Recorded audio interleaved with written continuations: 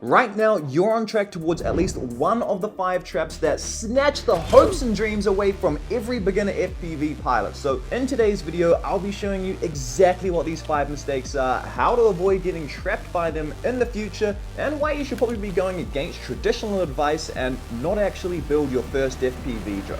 Let's get you up to speed. Trap 1 is something that I fell face first into when I was first getting started. In fact, all of the traps in this video are actually something that I've experienced firsthand. Anyways, back when I was a beginner, I started off aggressively learning and obsessing over everything in the hobby. I was figuring out the sticks, understanding how my OSD worked, and even started to wrap my head around Betaflight. I know, quite impressive. This was of course great, but I soon found myself at the top of a very tall metaphorical mountain.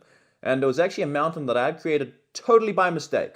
This particular mountain was called Mount Stupid, and it was made up of truckloads of self-confidence, all of which were stacked carelessly on top of each other. One day, after crashing one of my pre-built Cinewhoops, I figured that it needed repairing, so I took it all apart, found what I thought was the problem with it, and then started to try to fix it with some solder or something. It was at this exact moment that Mount Stupid suddenly started to come crumbling down.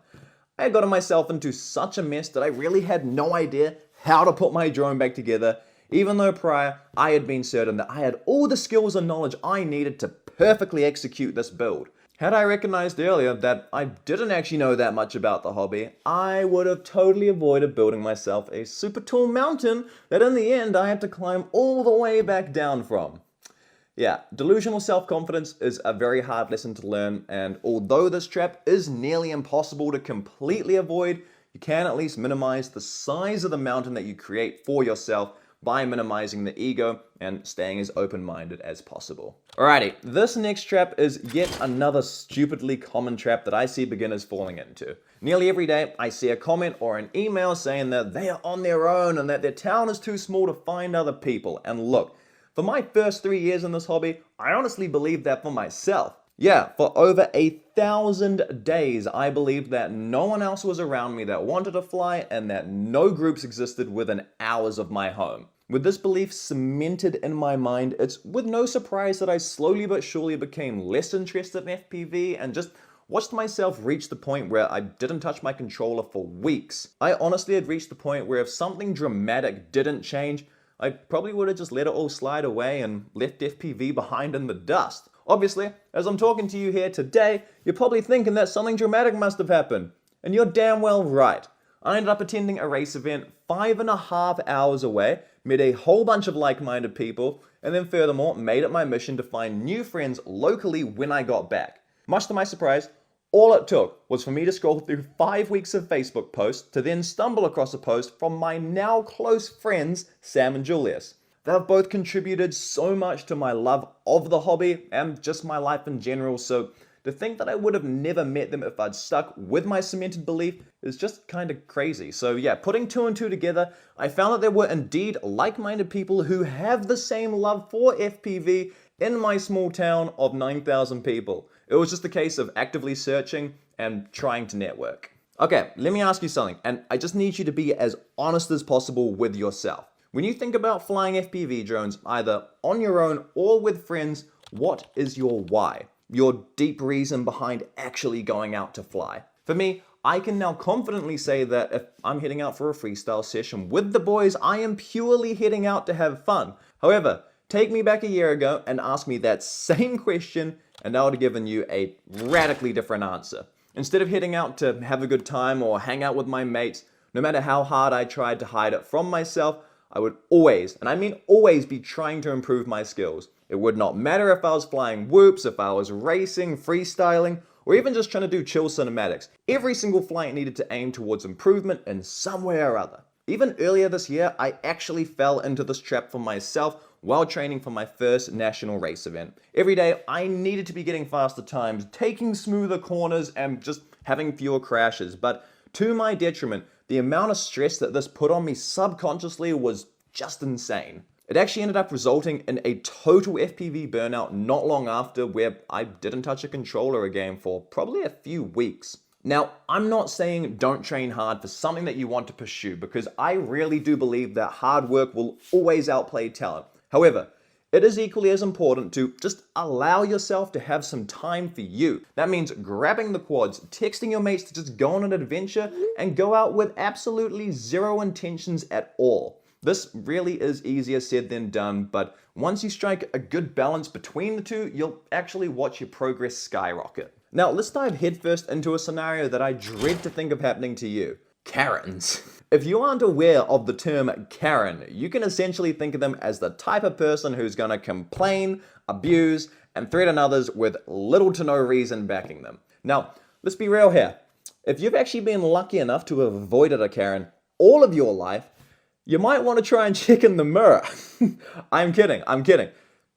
Unless. About 3 years ago, I had an older gentleman come storming up to me with his phone out recording me. I ended up greeting him as he trotted up to me, which was only met with him slinging some mildly offensive words my way and telling me how I was going to end up in the paper for spying on people. No, I'm really not joking. These are his literal words. I actually offered to show him the footage I was recording, which happened to be of a job that I was flying for over land that I had explicit consent for, but he wasn't having any of it. Now, there were two ways that I could have taken this from here. The first being to start telling this gentleman how he was totally in the wrong, that he wasn't actually allowed to be filming me as he was on private property, and that he was simply just being a bit of a jerk. However, instead of throwing that shade right back on him, I took the civilized approach of being as kind and respectful as possible, and you know what?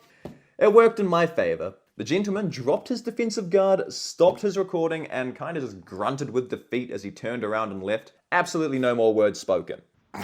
Oh my god! This has been the only negative encounter that I've personally had with someone in public, which when compared to the number of positive experiences I've actually had with people, is a very small percentage. I have noticed many people looking my way before I actually put the goggles on, and then either having my friend or my fiance tell me that someone was coming up to talk to me. Thankfully, to relieve your social anxiety that I'm sure has just built up, 9 out of the 10 people who come up to me are just super interested in having a look at what I'm doing.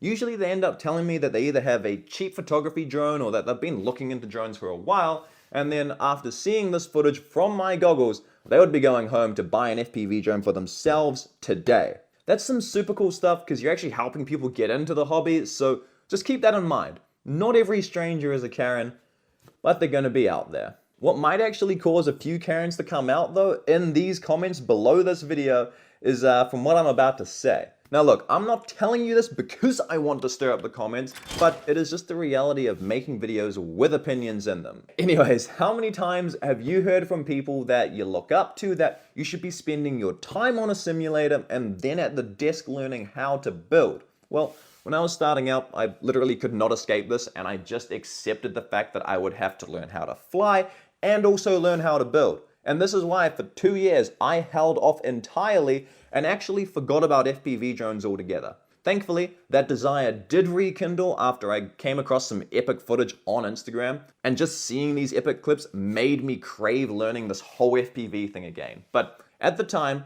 I was living in a caravan, so the building electronic things was just not an option. So because of my situation, I ended up going against that conventional advice and bought myself a fully assembled drone kit. The simple fact that this kit was a no-stress, ready-to-go kit was actually what kept me in the hobby. Had I encountered any of the issues that I have now since faced while building FPV drones, I genuinely think I would have just given up and called it a day. But hey, here I am, 4 years later, loving this hobby so damn much, and it's all thanks to having an easy alternative to getting started: pre-builds. Now before you start smashing your keyboard typing in best FPV drone to buy ever, you really need to wrap your head around where you're going to be getting started, which truthfully is a confusing and expensive place to be. However, I've put together this video here to make sure that you can get started in the hobby or move from freestyle to racing with as little of a headache as possible. I'll see you over there.